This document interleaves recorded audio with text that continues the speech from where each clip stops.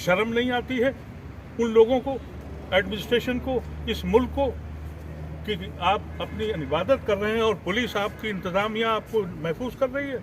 ये किस किस्म का भारत बनाया आप? नहीं मानते, हम नुमाइंदा नहीं मानते, हम नुमाइंदा नहीं मानते। क्या वो हिंदुस्तान है जिसका ख्वाब हमारे बुजुर्गों ने देखा था? ये वो हिंदुस्तान तो नहीं लग रहा है कि जहाँ ये कह दिया जाए कि साहब आप नमाज न पढ़िए। खुले में कौन पढ़ना चाहता है नमाज? इतना बड़ा गुड़गांव शहर है और हर 2, 2.5, 3 किलोमीटर पे हमें जुमा पढ़ने की इजाज़त दी जाए। हम 2018 में 108 जगहों पे पढ़ रहे थे, आपने उसको काट करके 37 कर दिया। अब आप कहते हैं कि 37 से 20 कर देंगे, 20-24 पे लाएंगे। जहाँ 4 लाख से ज़्यादा मुसलमान रहता है, 1 इंच अगर ज़मीन दे दी होती तो हम कह देते साहब इसी पे मीनार बना के पढ़ लेंगे। अच्छा, मुस्लिम राष्ट्रीय मंच यानी कि आरएसएस वालों को बुला के और यहाँ पर मुसलमान के नुमाइंदे बताए जा रहे हैं। अमित शाह की वजह से ये मुल्क बर्बाद हो गया है। हिंदुस्तान की तारीख में कोई ऐसा होम मिनिस्टर आया नहीं है।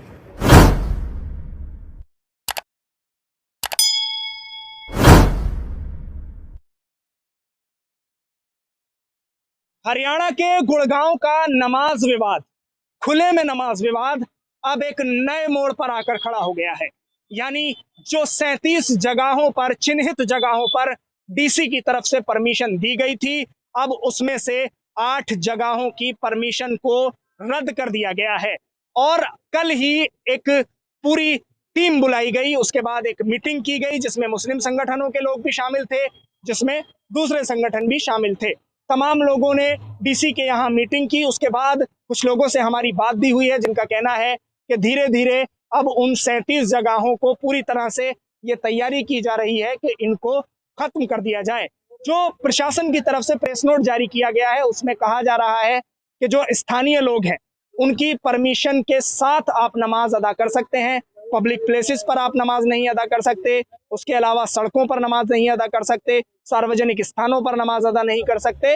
और जिन पार्क में नमाज अदा हो रही है वहां भी अगर वहां के स्थानीय लोग जो कि वहां के लोकल्स हैं उनको कोई परेशानी होती है, कोई समस्या होती है और वो एतराज करते हैं तो फिर वहां नमाज अदा नहीं होगी। जो टीम बनाई गई है, जो एक कमेटी बनाई गई है जिसमें मुस्लिम संगठनों के भी लोग हैं और दूसरे संगठनों के भी लोग हैं, उनसे साफ तौर पर यह बातचीत कह दी गई है कि आप जिसको जगह को चिन्हित करेंगे उसमें यह ध्यान रखा जाएगा कि कोई जगह ऐसी ना हो जिसमें स्थानीय लोगों को आपत्ति हो। अगर स्थानीय लोगों को आपत्ति होती है तो वहां नमाज नहीं हो सकती। गुरुग्राम के नागरिक एकता मंच के अल्ताफ ने हमें बताया कि वहां जो लोग मौजूद थे वो पूरी तरह से आरएसएस के मानने वाले हैं, आरएसएस से बिलोंग करते हैं। मुस्लिम राष्ट्रीय मंच के जो मेंबर्स हैं वो उस मीटिंग में मौजूद थे जिस पर एतराज किया गया गुरुग्राम के लोकल्स की तरफ से, जो कि लोकल मुस्लिम है और वहां के रिप्रेजेंटेटिव हैं।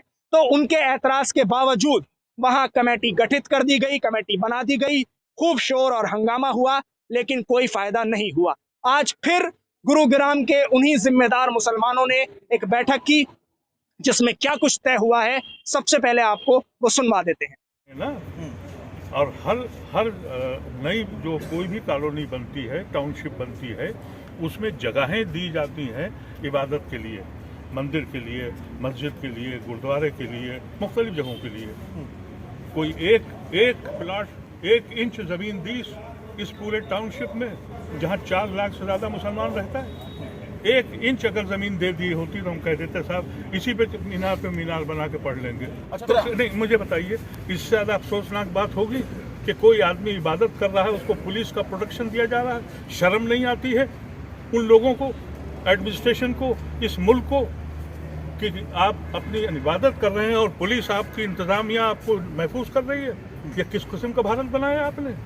ये हिंदुस्तान वो हिंदुस्तान नहीं है जो मैंने अपने बचपन में देखा था, जिसका ख्वाब देखा था। इस हिंदुस्तान में इससे बड़ा सितम हो सकता है? नहीं, मुख्यमंत्री ने कहा था कि नमाज खुले में पढ़ें, लेकिन हम किसी को डिस्टर्बेंस ना करें। आपको लगता है कि अमित शाह के बयान के बाद जो पूरा मंजर है वो चेंज हुआ है गुड़गांव में? अमित शाह की वजह से ये मुल्क बर्बाद हो गया है। हिंदुस्तान की तारीख में कोई ऐसा होम मिनिस्टर आया नहीं। अमित शाह की वजह से ये मुल्क बर्बाद हो गया है। हिंदुस्तान की तारीख में कोई ऐसा होम मिनिस्टर आया नहीं है। कश्मीर से लेकर कन्याकुमारी तक उसने आग के दरिया फैला दिए, नफरतों की ढोल बजा दी है। प्राइम मिनिस्टर, चीफ मिनिस्टर का बयान जो था हम सब लोगों को पसंद आया था कि भाई वो कॉन्स्टिट्यूशन की बात कर रहा है। ये शख्स जो आया है इसने पूरे हिंदुस्तान का बेड़ा गर्क कर दिया। हम खुलेआम आपके जरिए कहना चाहते हैं कि अमित शाह को होम मिनिस्टर होना चाहिए, आरएसएस का नुमाइंदा होकर होम मिनिस्टर नहीं बनना चाहिए। तुमने अगर ओथ ली है कॉन्स्टिट्यूशन की तो कॉन्स्टिट्यूशन की हिफाजत करनी चाहिए। तुम कॉन्स्टिट्यूशन की हिफाजत नहीं कर रहे हो। कोर्ट में ले जाने की बात भी कर रहे हैं। जाएंगे और कोर्ट में जाके कहेंगे, इसलिए कहेंगे कि हमें कोर्ट पे एतबार है। और खास तौर से आज की जो सुप्रीम कोर्ट है उसके चंद फैसले ऐसे हैं जिसने हमारे दिलों को इस बात पे मजबूर किया है कि हम अदालत को यकीन करें, और हम यकीन करते हैं। हम वहाँ भी गुहार लगाने यही जा रहे हैं कि हमारा कॉन्स्टिट्यूशनल राइट है, हमको या तो जगह दो या उस वक्त तक जब तक प्लाट नहीं करते हो हमें टेम्परेरी परमिशन दे दो। ये टेम्परेरी परमिशन मांग रहे हैं, हम जमीन पे कब्जा नहीं मांग रहे। मंजूरी देते हैं और अगर देते हैं तो हाथ खड़े करके बोलिए कि हम नहीं मानते। हम नुमाइंदा नहीं मानते, हम नुमाइंदा नहीं मानते।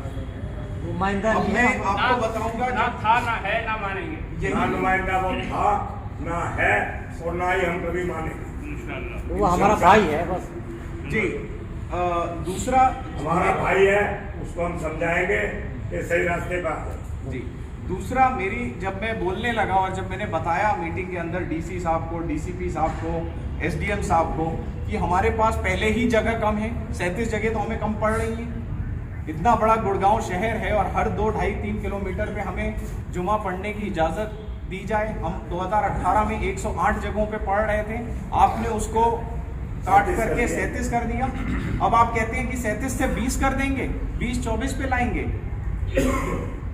और क्या हाईजैक किया गया है एजेंडे को कि मुसलमान कौम से मुस्लिम राष्ट्रीय मंच यानी कि आरएसएस वालों को बुला के और यहाँ पर मुसलमान के नुमाइंदे बताए जा रहे हैं। बाकी 4 लोगों ने जो कि कमेटी के थे उन्होंने कहा यह आदमी नुमाइंदा नहीं है। जब साफ कर दिया, वाजे कर दिया कि ये नुमाइंदा नहीं है, तो हिंदू संगठन के जो नुमाइंदे थे उनमें से उन्होंने बोला कि आप हमारी तरफ आ जाइए। अपनी कुर्सी से उठे महावीर भारद्वाज और उन्होंने बोला आप हमारी कुर्सी पे बैठ जाइए। वो जाके वहाँ उनकी कुर्सी पे बैठे और उनको बोला गया अब आप हमारे साथ हैं। ये मीटिंग में 4 लोग बता सकते हैं, वो 4 लोग बाकी के जिन्होंने कहा ये हमारे नुमाइंदे नहीं हैं और ये कुछ फैसला नहीं